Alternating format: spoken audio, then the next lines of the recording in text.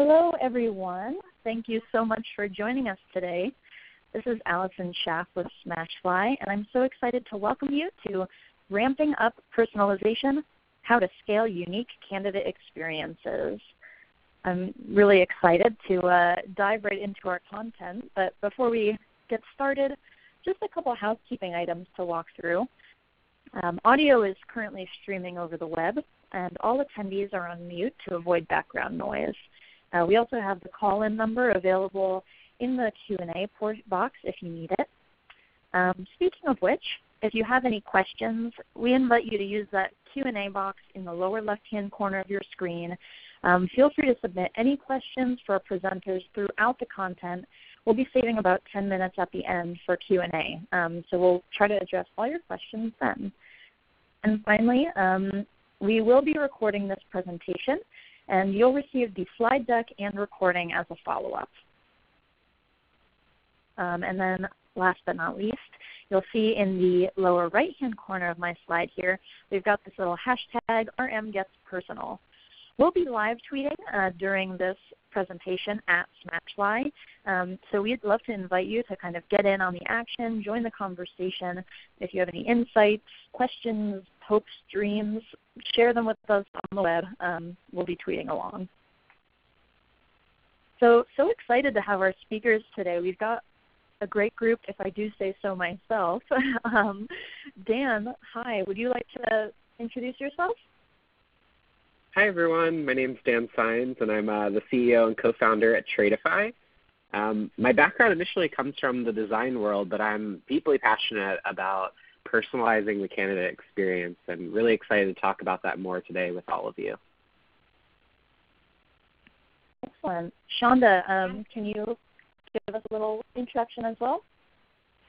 Sure. My name is Shaunda Zilich. I'm the Global Employment Brand Leader at GE, and we've been on this adventure for almost 6 years. And I think, my background being in marketing and not HR, I would just say something to sum it all up is I'm really passionate about the candidate experience and it actually being an experience for selling centered around the candidate rather than around the job or the company.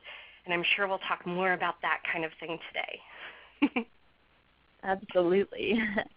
And then finally, actually, much like Shaunda, my background is in marketing as well.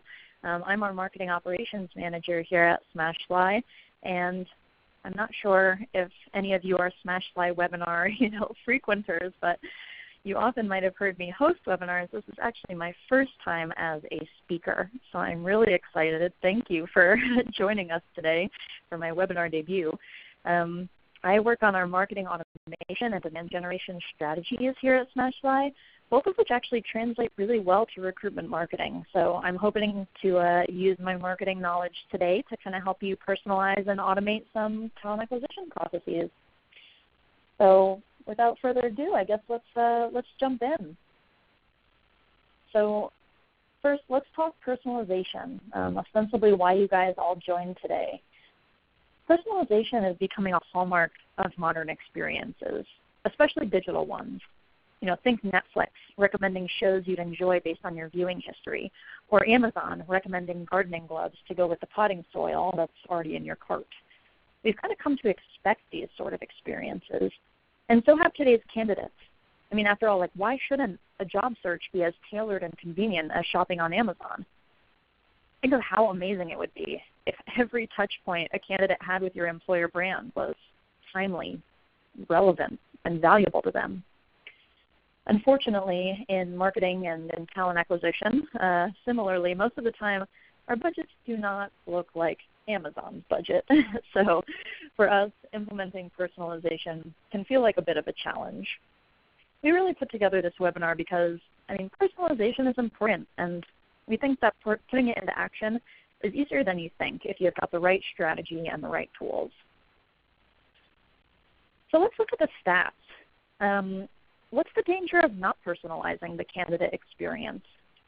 A couple of these stats, they come from the consumer marketing world, but I think that they do a great job illustrating the impact of personalization. This first one, 79% of consumers say that they'll only engage with an offer if it's been personalized to reflect previous interactions they've had with the brand. Now, we also see that a lack of relevancy in content can lead to an 83% lower response rate in the average marketing campaign. And on the flip side, when you do personalize, we can see up to 6 times higher transaction rates in consumer email campaigns. So, all that is to say that personalization can really have a great impact on the efficacy of your campaigns, whether that's marketing or recruitment marketing. So why scaling personalization? Well, we talk about scaling personalization because, frankly, that's the biggest challenge. If you only had one candidate to think about in designing your career site and tailoring nurture communications, it'd be easy, right? So where personalization really gets complicated is when more and more unique candidates with different interests, areas of expertise, needs, wants, locations, cultures, all that comes into play. How do you tailor the experience to each one of them?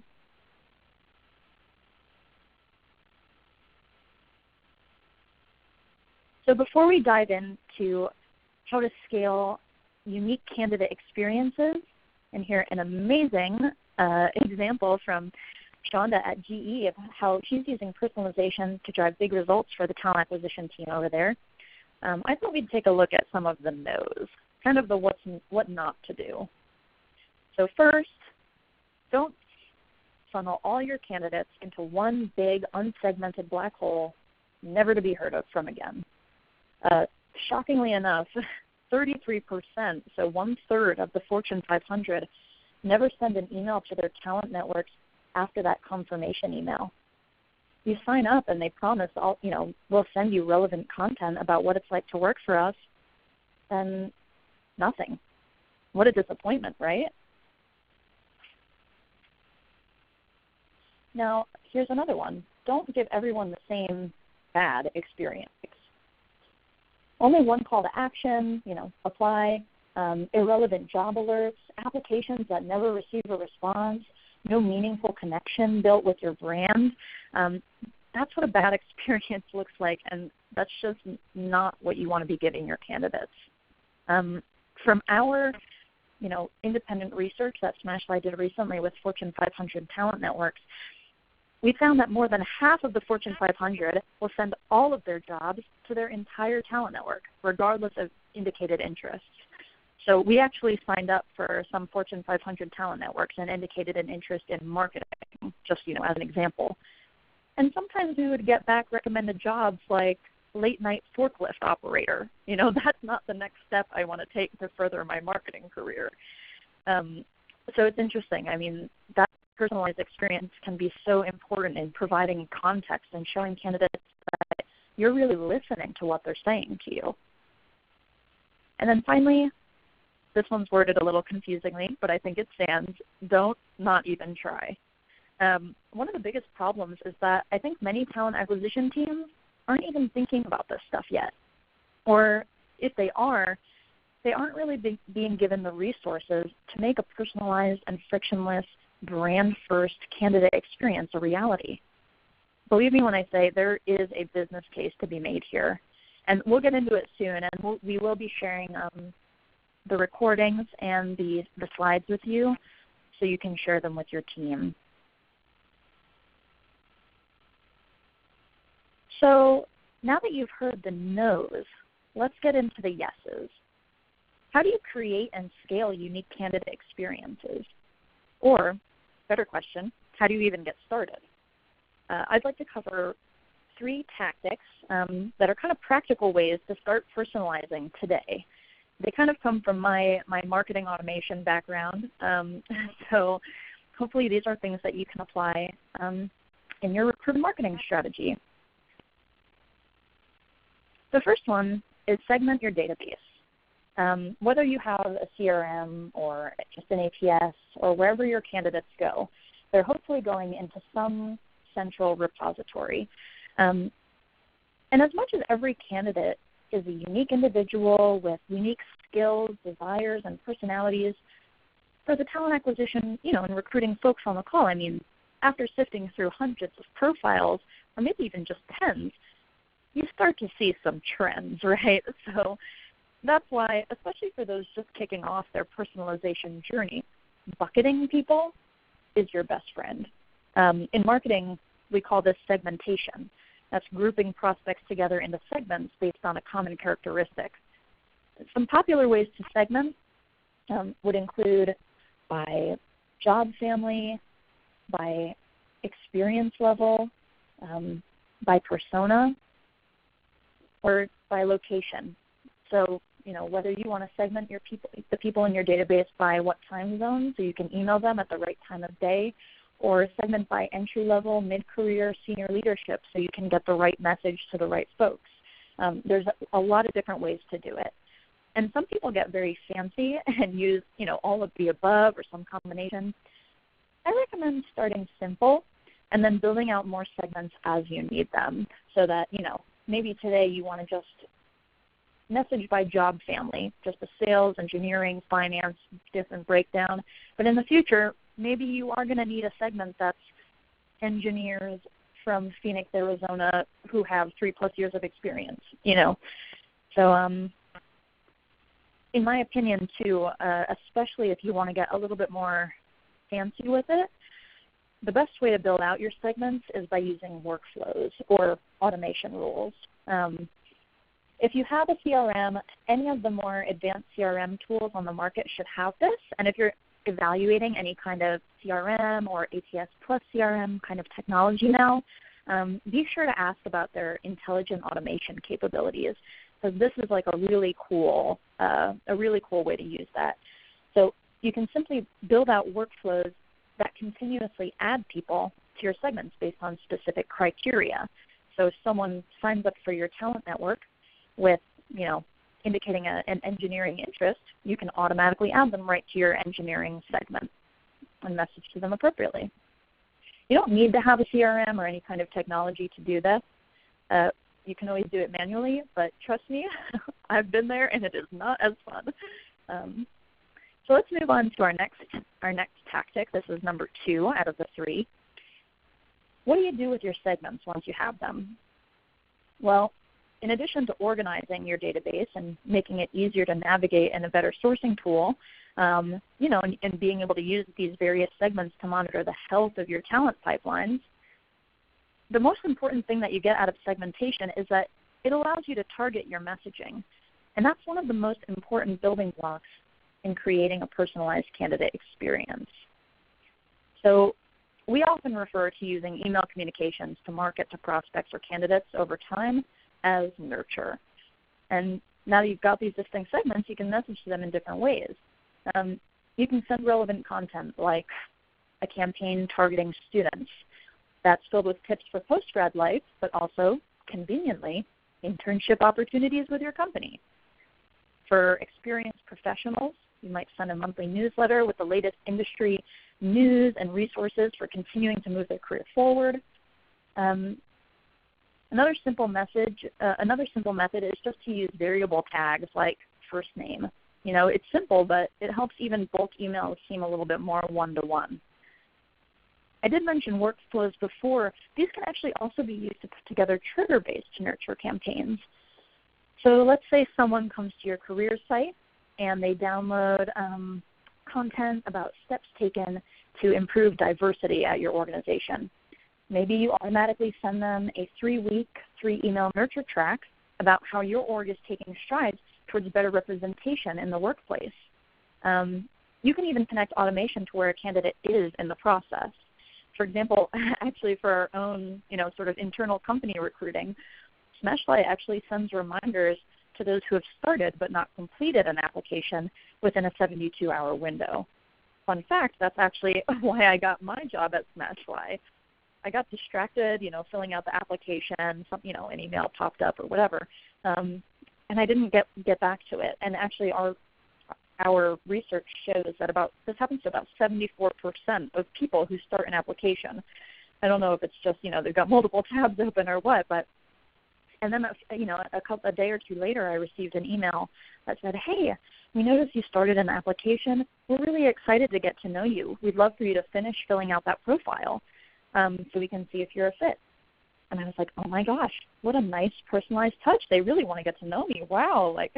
So that's how I ended up working at SmashFly. It worked. And just remember that in the consumer world, personalizing emails leads to 6 times more conversions.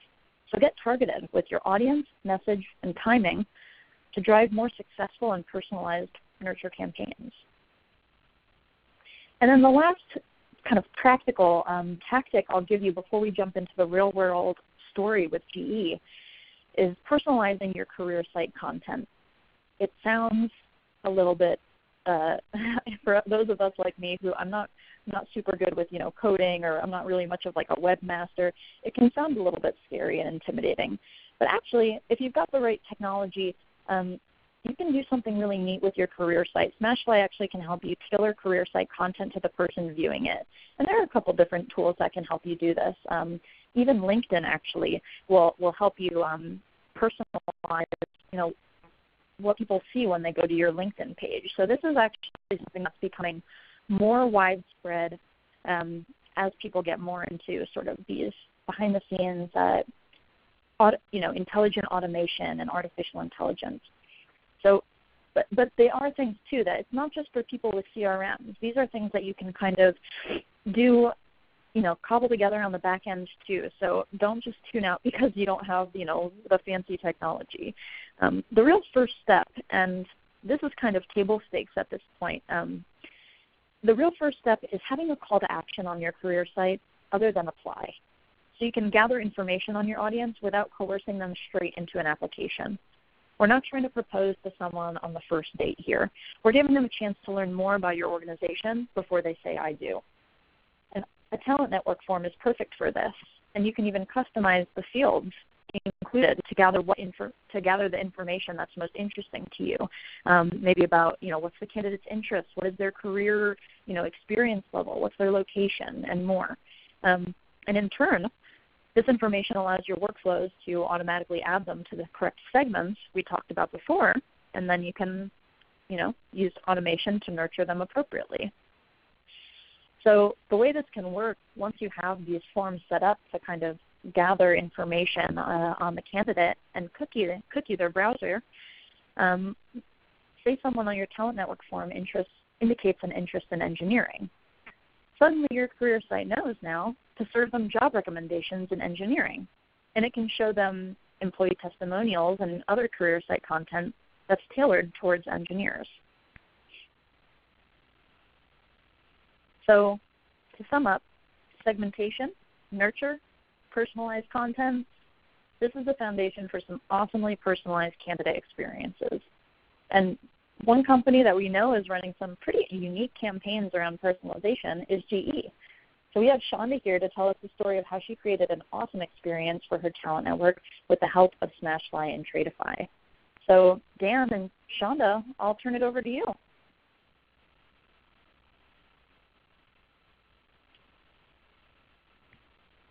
Sounds good. Perfect. Thank you. Okay. I wasn't getting my phone off mute enough, Shaunda. fast enough. I know. I'm so sorry. I'm like talking, and then I was like, wait, what am I doing?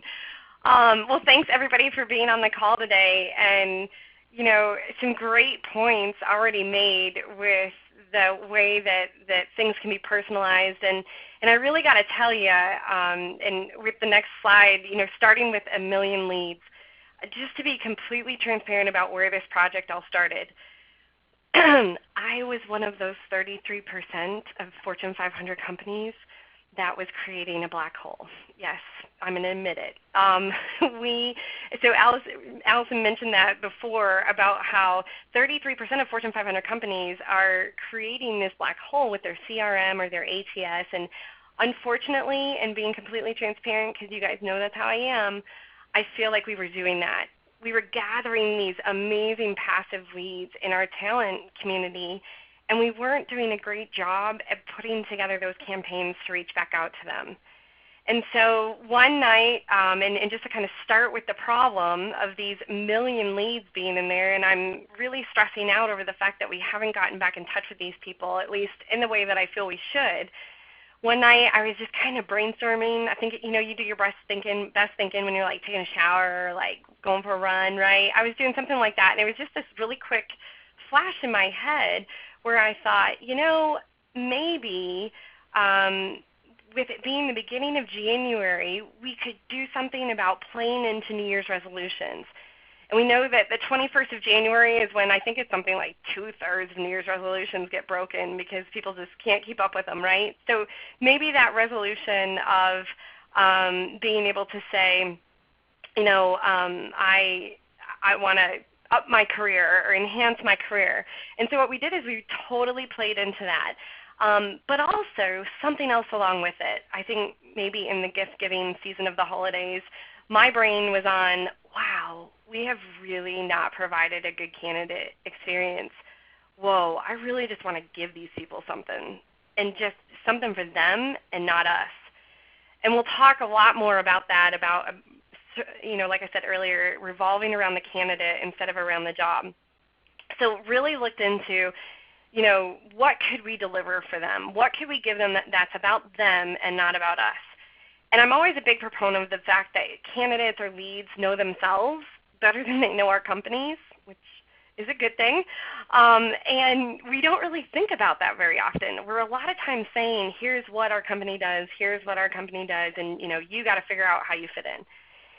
So I started thinking about, how can we offer something that's just about them, just a win for them. And the idea of Traitify came up, and I had actually heard of Traitify a while ago, I would say more than 12 months ago, and had been thinking about how do we plug this in, and I had some really heavy and great ideas that span the whole wing-to-wing concept. And of course, I don't really have jurisdiction over that. So I do have jurisdiction with Employment Brand over our candidate experience and over our engagement with our leads. And so this is where I really started to think about this 1 million leads that we had and the tool Traitify. And, again, offering a solution for them, new career paths, how could we have something that was just for them? So and I think Dan in a second here is going to tell you more about Traitify if that's something that you're not familiar with. But we really wanted to make this not about GE, not about GE jobs. We could have totally branded this GE. We could have totally matched it up to GE jobs. And we just said, no, we want to offer something for them. So that possible solution ended up turning into the next slide being Traitify. And we said, how can we give them an opportunity to engage with us, or to actually engage and to figure out these things for their career interests? And I think I'll turn it over to Dan to explain a little bit more about how that works with Traitify and the neat 90-second quiz, not asking for a lot of their time type experience that it can be for leads. Yeah, thanks, Shaunda. So I think maybe it'd be helpful just to give you a little background on Traitify first, and then I can dive into specifically what kind of Shaunda came to us with. But what we do at Traitify is a visual-based personality assessment. So we've created a new, fun, and engaging way for candidates to measure their personality, learn more about themselves, and really find opportunities that are a great fit for them. We work on kind of all ends of the candidate experience, from helping on areas like this, at top of the funnel, discover new opportunities, all the way down into the apply process for hiring and selection. But really fundamentally what we've done is kind of flip the assessment model on its head and say assessments are always something that people are afraid of, they're boring, they're dull, they're not exciting. We said let's build something that was really fun and interesting, that could be done in a very fast format, that would be visually appealing, and could be done in a mobile way, so that it was something that everyone could partake in. And so you can see that on the screen here, just an example of our assessment. We simply just show you an image with a caption at the top and then a simple choice of me or not me. At the end of taking that test, the candidates are then able to see their personality results in this example, and they're able to kind of match out to a broad spectrum of career opportunities. So Shaunda, we've known each other for now, like she said, over a year, and she came to me with, I think, like 48 hours notice on this idea and said, I have this million people in this pool, and we've not been engaging them. I want to do something to kind of give back. What if we kind of reach out with the assessment and say, learn about your career, learn about what's the next step for you, what's your future projection of where you can head. And again, as she said, make it a gift. Make it something that's just designed to give back to people, create reciprocity with the brand. And I was really excited to see what kind of results we got out of it. And so what we did was we sent out what we call our career discovery assessment. It's a 90-second test. It's designed and kind of based off of the backings of old kind of standard personality tests, but turned into this image-based format that's really fun and engaging. And what it provided was immediate feedback and immediate results to the job seeker, which is something that unfortunately most candidates don't get. They're lucky if they get feedback at all, let alone immediate feedback. And so we had some really exciting responses to that coming out of people, from social sharing to just directly reaching out with their resumes to sending us emails on our support channels. People really saw this as a way to get engaged with the GE brand, but in a totally different kind of method than they've ever seen before. Yeah, so a lot about the problem, and I think, Dan, I probably gave you, it may have been less than 24 hours, because I was adamant that we had to do this on the 21st of January when everybody would give up their resolution. You're right. Yeah, it was a short amount of time. So basically that was the problem of like, look, we got these million leads, we got to give them something. I feel awful. What can we do that's about them?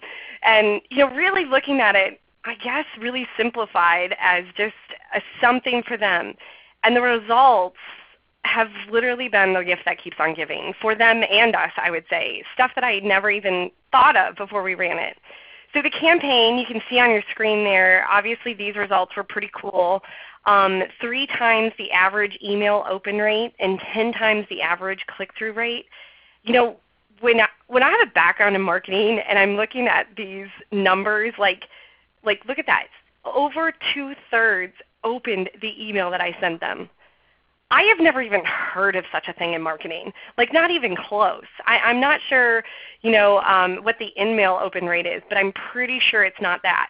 But we really tried to look at it as let's cause a conversation and let's really cause them to feel good about themselves. And I'll tell you, I think one of the things that we did that helped with that open rate was we actually included their name in the subject line.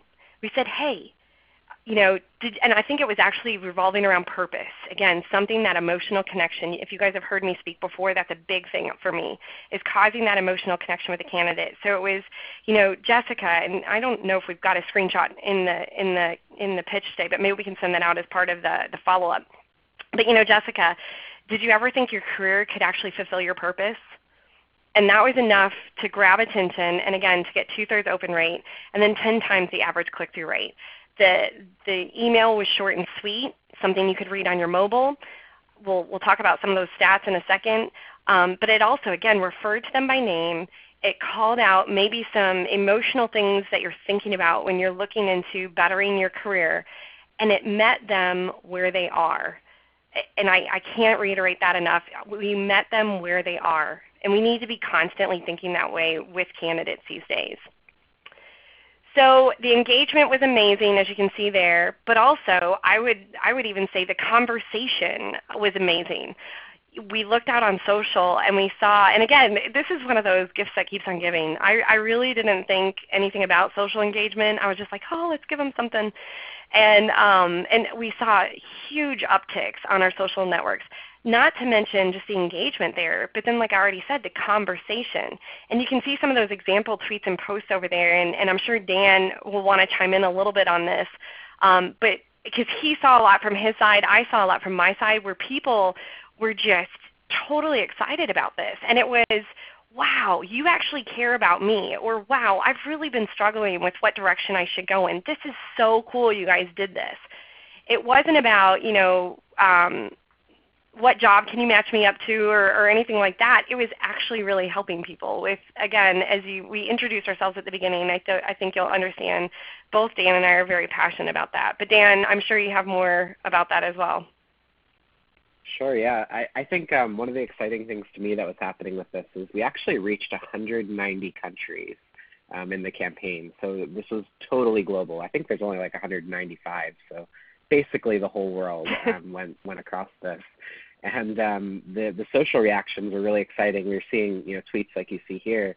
But in addition to that, we were getting direct feedback from these candidates, which honestly we didn't really expect. They were coming through our support channel on our site just to say thank you for it, which I thought was amazing to see a candidate kind of take that next step and go that far to say, this was so helpful for me. It helped me find my direction. It helped me find my place. It helped me find my why, which I know is what you're always looking for, Shaunda. And I think you and I both call it and said, this is our why. This is why we do this, yep. To get these kind of results and reactions from people. And it was really just overwhelming, I think, with the excitement that was coming through and the conversation. And the conversation is still going on from it today. And we did this in January, so really neat to see. Yeah, and even along the same lines of that, I think it was actually 96.8% of the people that took it said, wow, this is so accurate. This is so helpful. I've never seen something like that before. But even so, a lot of that was external based. It was with these million leads. You heard me talk about how there was it's like the gift that keeps on giving. Internally, I put it out even with our HR groups or on our internal intranet network. We use Yammer at GE, and I said, hey, this is something we're doing. Maybe feel free to let others know that we're doing it or that they can take this assessment with us, or feel free to take yourself. I had comments, like my email was going crazy. I think I probably missed some. That's how crazy it was, and I really try not to. But it was hundreds at a time of people just saying, wow, this is cool. I'm going to have my whole team take this, or I'm going to do this, or I'm going to do that. And it was, I think to me, and just summing it up in one sentence, is when you start to think about others and you meet them where they are, you provide something that helps them, they start to see you in a whole amazing, cool light. And for me, let's be honest, most people on the line are going to know this. GE's kind of been in the news lately, right? And probably not in the best of lights. We're really trying to work through these challenging times, and GE is constantly changing to stay competitive, and this is we're in the midst of a change. And so for me to be able to see some of this positive feedback and actually have people it resonate with them and thank us for it was unbelievable, because when you can get that to happen during challenging times, I think you've made an impact with your brand. So I know the next slide, Dan, I'll let you cover on just even completion rate and that sort of thing from your side. Oh, going back to the countries, sorry, I have to interrupt one thing. Going back to the countries, I think it's awesome, the whole 190 countries, because we always say we're present in 181 countries at GE. So that was huge to be able to report back to leadership, hey, look, we had more countries, that were touched by this than we're actually present. So anyway, side note, proud moment.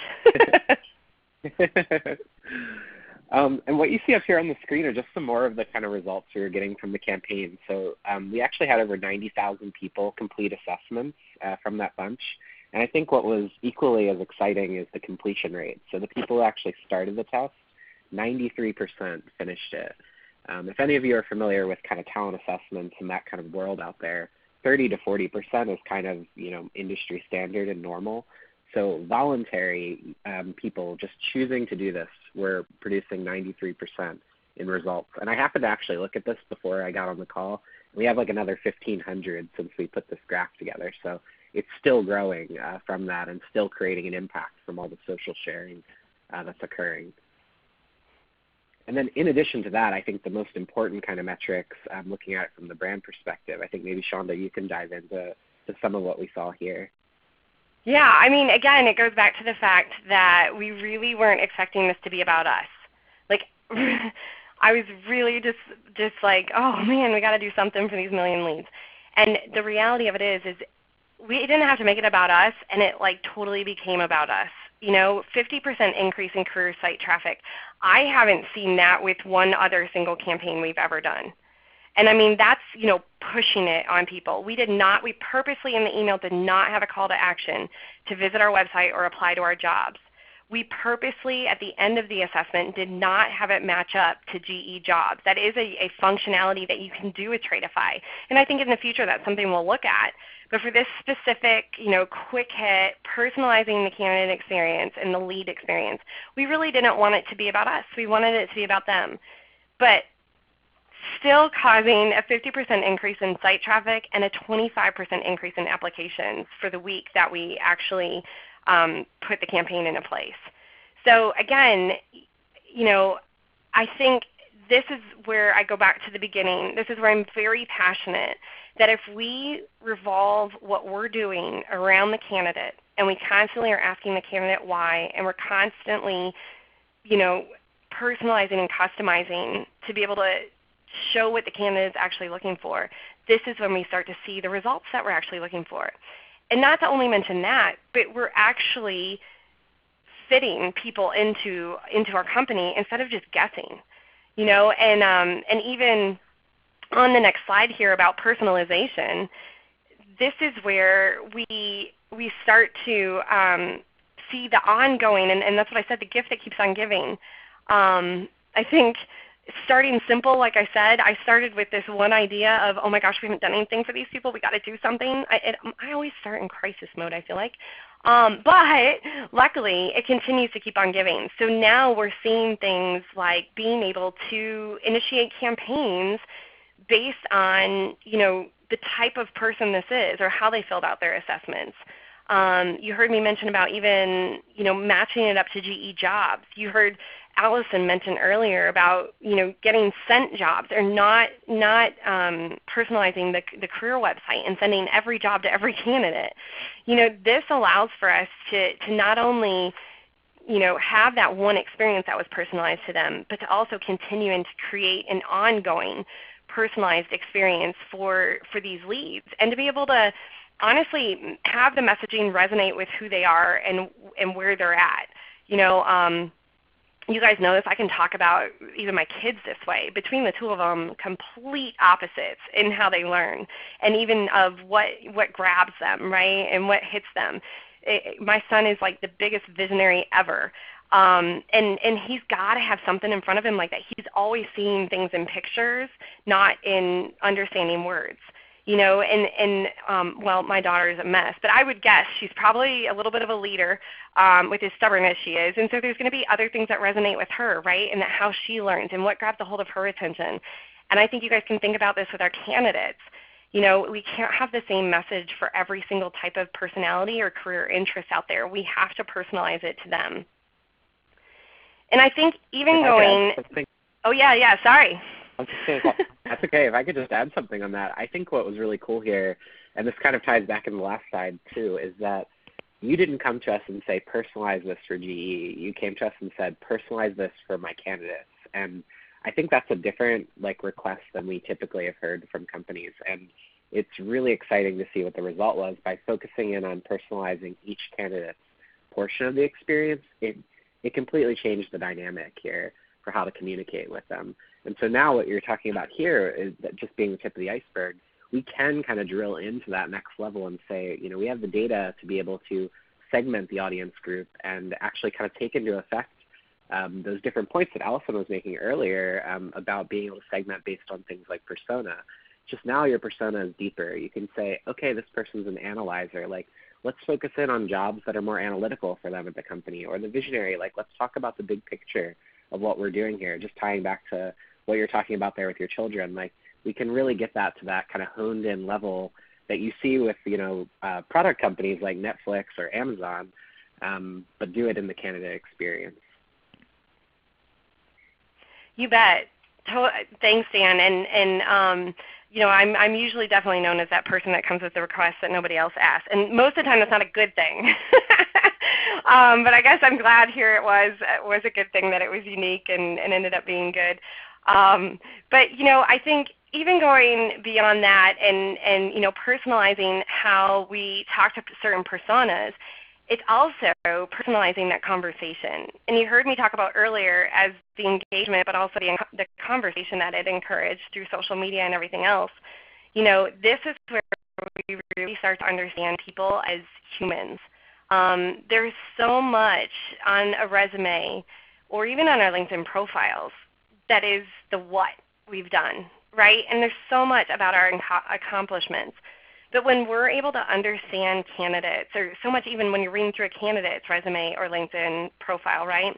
But when you start to understand human characteristics about that person, they're a visionary, they're a tactical person, they do well in a group setting, they don't do well when there's too many chefs in the kitchen, and you're reading some of the things that actually come through that Traitify report, you're able to understand this person honestly as a person and as a human, which is kind of what they are, before you ever meet them. And to me, that's just such valuable information to encourage that conversation and to be able to really tailor everything around it. Even how the hiring manager is approaching them, what videos you're sending them at different times in the candidate process. And I'm not sure if any of you have gone through a process like that. I know we always, as practitioners of talent acquisition, encourage ourselves to fill out our own applications and to go through our own process and maybe even somebody else's process every once in a while. I think if that's something you don't do, that's something you probably should do. But I know that I am more engaged, just like Allison said earlier, that was the email that made her email back and actually be interested in a job at SmashFly. When those conversations can happen and somebody's speaking to me like a human being instead of a group or a number, or a massive email, that's where, and they actually take in those human characteristics, that's where I really start to engage. And I think that was Allison's point earlier, that's what attracted her to the job at SmashFly. So, even as on your screen here, looking at personalizing those interviews, how cool is that to even, off the data that you have, be able to know before the person walks in the door of where I want to probe a little bit further or how I want this person to fit into a team. And we can maybe talk about that in the next few steps here, but I think you also have some information on personalizing as well, Dan, right? Yes. One of the kind of next steps that we're looking at together here is the ability to kind of benchmark against current employees as well. And so simply what that means is we have the ability to give out the assessment not only to the candidates but also to the internal employees to be able to kind of use it for building better teams, communicating with each other. We offer things like communication guides, but also what it does is could allow in the future the incoming candidate to see kind of how they stack up to others in the organization, which is kind of cool. So it could say, I'm a good engineer, but maybe culture-wise I'm not a good fit for this company, but I'm a 90% fit to other engineers at GE. So just kind of taking it to a deeper step of kind of personalizing the information coming through. And in addition, we can also do a lot more to kind of tailor things from there, from making unique onboarding processes for each of those various kind of personality types.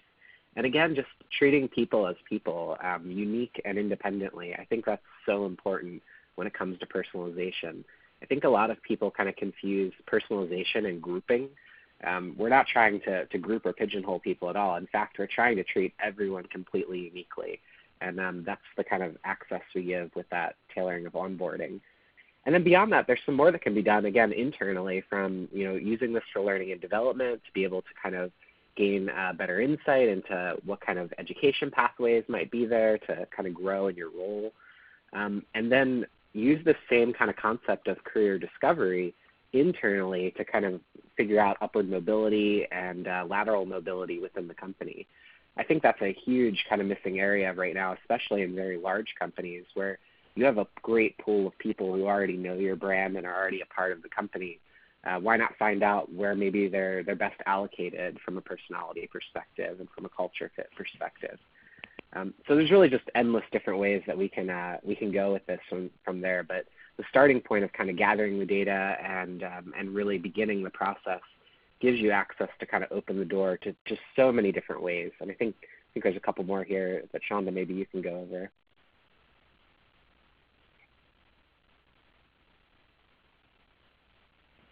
Oops, that mute button's killing me.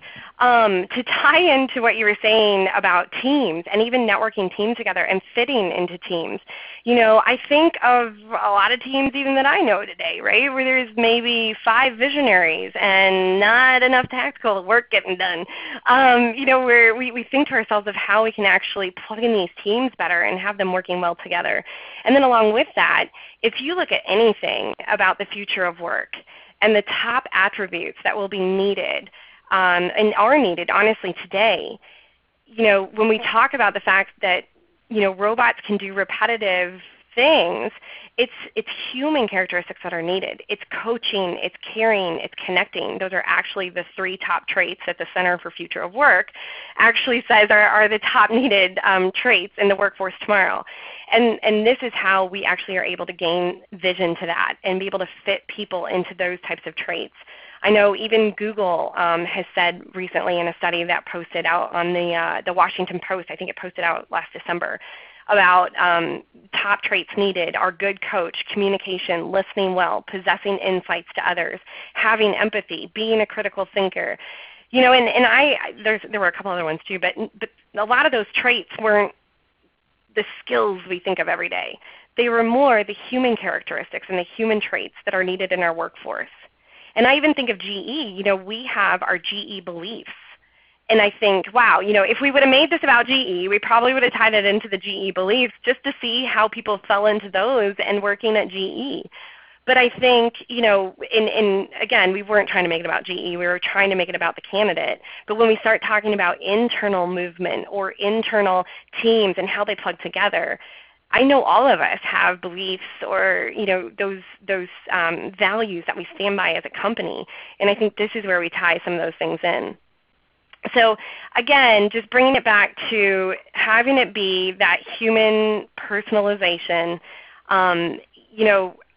I think sometimes we get caught up, and Dan alluded to this, that those human traits aren't really trackable.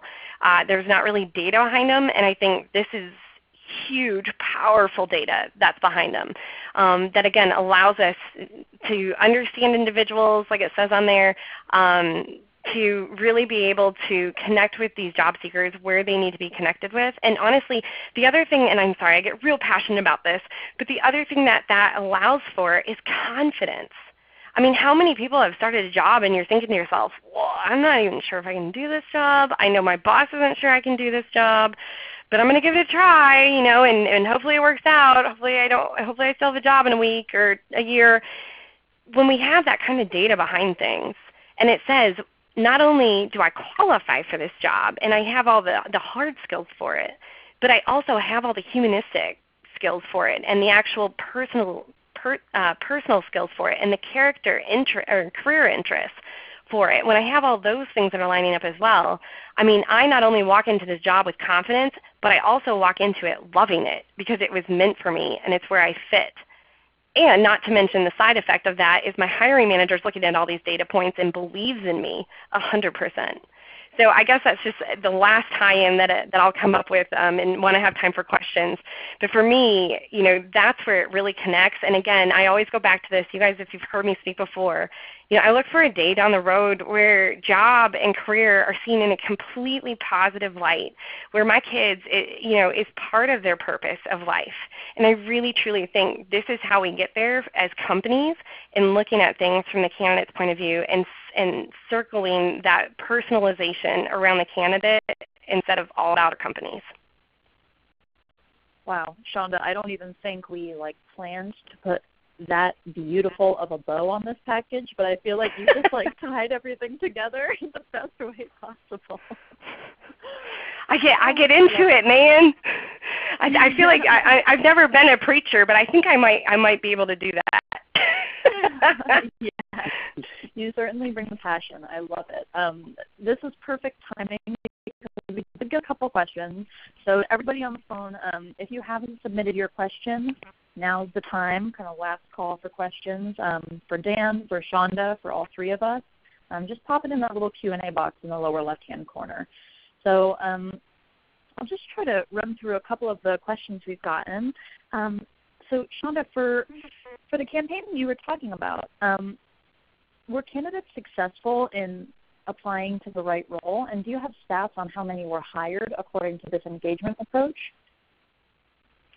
I mean, I guess the first part of the question, there wasn't really a right role, and that's what's so amazing about it. Right. We really didn't. I mean, and Dan, I don't know if you have those in front of you, but some of the top jobs that were even recommended from this, like GE didn't even offer those jobs. Well, I mean, I don't know. We have a lot of jobs. Like I know there was judge. I know we don't hire judges, but I know we hire lawyers. But anyways, so there were definitely jobs that were recommended that we don't even offer. And I had a few people internally that were like, wow, that was a miss. And I kind of see it as it really wasn't. If we're pushing or we're pointing people in the direction that they should go, that's a win. So as far as matching up to GE jobs, I think that's the next step here in being able to do that through the search process. And we've talked about running some test scenarios even, and maybe we can come back as a follow-up on those stats. But maybe for 2 weeks, have it where you can either search on all our jobs, like what we have now, most of us have now on our websites, or you can take this assessment, 90 seconds long, this is me, this isn't me, and it's going to actually give you percentage-wise how you match up to these jobs. And again, you can see all our jobs. We don't want to stop you from starting a new career path, but at the same time, it'll match you up percentage-wise. That's one thing I love about it, right, is it's not just you should apply for this job, then we're done. It's, hey, you match this job 89%, this one 66%, that sort of thing, and you can make a decision. As far as hires, right. We really haven't gotten to those numbers yet. And, as you guys know, with massive amounts of leads and data and HR tech, ATS's stuff, it just doesn't come quickly. But we do plan to get there and to see, what numbers we can get from that. So great question. Awesome. Yeah, and I can just add that that's something we're doing with the ongoing portion of this too, is being able to tie back ability to kind of track where that candidate came from. Because we did this as a fairly fast, like you said, 24 to 48 hour kind of launch, we didn't do the kind of tie back for that at this point, but we can kind of see those through the list as to who took the assessment and match it back up. But it's still something that's really live and active right now and continuing to grow. So it's something we're going to be doing in the coming months. That's amazing. I like to test companies like Traitify to see how fast they can move, and so sometimes I forget to tie up everything. I mean, that's a weak point of mine, but at the same time, and then just to comment on that too, this is the most common question I get asked about this campaign, is, was it really that easy to set up? And it was really that easy to set up. I literally thought of it one night in the shower, called Dan the next morning. I think Dan's team even wrote the email and sent me the image for the email. I put it in SmashFly probably in less than 10 minutes and started sending out the emails.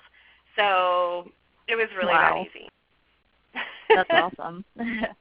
And, I know we shared the 50% increase in traffic on the career site and the 25% increase in application volume for GE. But we had a question. How long were those numbers measured? Was that measured over days or months or hours? How soon after the campaign did you see that spike? Yeah, it was. I did it for a week. I did it for 7 days, and then I measured it to the previous 7 days, and then I measured it to the previous year, same week. And the reason is because we all know we're going to probably get more applications in January. And to be fair, there's a ton of factors right now on GE and all of our companies. So I just did it for a week for the website increase, and it increased it for the week. What I will add is, and this is such a dumb moment. I'm going to give you all my horrible moments here, it seems like, in one call. But a week later, Dan and I were talking. I was talking to somebody, and they go, well, hey, are you going to send it back to the people that opened and didn't click through? And I was like, oh my gosh, that's like a normal marketing thing to do. How did I forget that? And so we actually circled back and sent it to all the people. I think there were about, at that point, 250,000 or something that had opened it and not clicked through. And we had over a 70% click-through rate from those emails. So that tells you how, sometimes people just need to be reminded again. And then at the same time, to the question asked, we saw again, and we were honestly really late at replying back, just due to the fact that I hadn't thought of it, really. And so we were probably 2 to 3 weeks out for replying back to those that actually had opened it but not clicked through. And we still saw that kind of engagement. And again, another spike up over 50% from the day before on website traffic. Great. All right, let's see. So for Dan, do you have small-scale staffing or recruitment companies using Traitify? And if so, what stage have you seen them using Traitify with the candidate? We do work with staffing and recruiting firms as well, and we've had them at really, I think, various stages. We have a couple that use us on kind of their main kind of career page as a way to discover the job opportunities that are available. Since staffing companies typically have a more kind of wide variety of jobs out there. And then we have others who use kind of our fit products, so integrated into the ATS, kind of hiring and fit for positions. So we do work in that space as well. Awesome. Yeah, the nice thing about Traitify is that it seems like there's a lot of different use cases that come out, and it seems kind of like the limit of your imagination. So that's awesome. Shaunda, this might be a dangerous road to go down, so don't feel like I'm putting you on the spot here, but we had a question. Someone said, you said 3 things: coaching, caring, and what else? What more yeah. That is, I don't respond well when I'm actually asked the pointed question. I do it better off the tip of my tongue. Crud. Coaching, I will find it. Can we go on to the next question? Yes, absolutely. I'll let you think on it.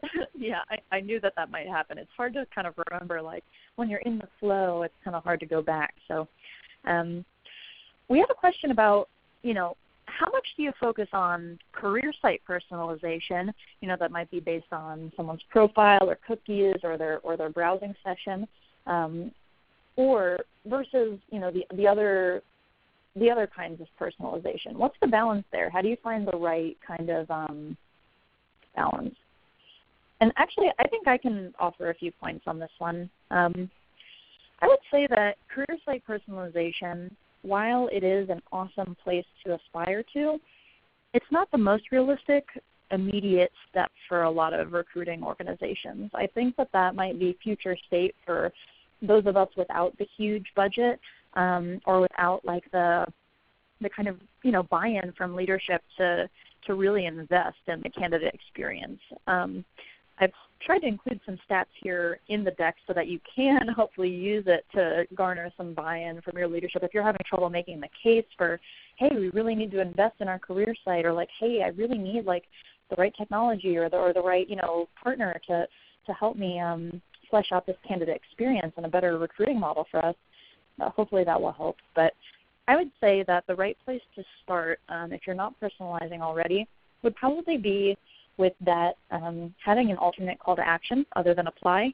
Because if you're not collecting candidates pre-apply, just building out your talent network, then you don't really have that owned database that you can use to source out of, that you can nurture with email. And that's really what marketing is all about. It's having that audience, growing that audience, and then using nurture communications, email, different campaigns to keep in touch with them, to build a relationship between them and your brand, and to ultimately convert them, in this case, to applicants. So, yeah, don't worry too much about the career site. And to add to that, Allison, I 100% agree. I think sometimes we put a lot of importance on our career sites when the reality is a lot of the talent we're going after these days are not coming to our career sites. And so in order to be able to personalize an experience for them is to be present where they are and talking about the things that they want to talk about. I think of it even in, for GE's way, when we think about our aviation industry, we don't want to go at people just pushing aviation jobs at them. We want to, we recently, this last week, launched the biggest engine in the whole world, we want to be talking about that kind of stuff, and we want to be talking about it maybe in those forums where people are talking about it. So that's where that social and campaign and conversations in the social world comes in. And then beyond that, this is my biggest pet peeve, is we need to learn what people want, and we need to actually learn what means something to them.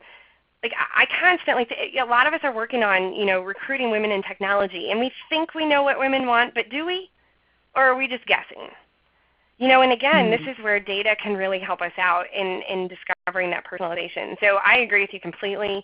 It's not all about the career site, but it's more about, again, being present where people are and really figuring out what they want instead of just thinking we know what they want.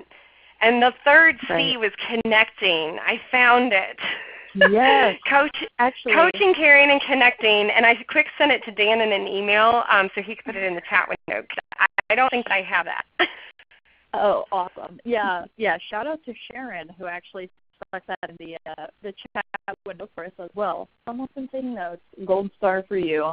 Well, we are just after the top of the hour here, so unfortunately we are out of time. I'm so sorry if we didn't get to anyone's questions today. I think we got most of them. And just for anyone who kind of wants to delve in a little bit deeper, or if there's anything else you missed, we will be sending out the recording and the slides from today's presentation within the next day or so, along with some follow-up materials for the webinar. So I really hope that you enjoyed this conversation today. I know I always love spending an hour with Shaunda and Dan. You guys were awesome. So thanks so much for sharing your knowledge. Thanks to our audience for giving up a little bit of time, and I hope you learned something with us today. Thanks for having me on here, and please reach out if you have any questions or need help with it. Yes, ditto. Awesome. Have a good day, everybody. You too. Thanks.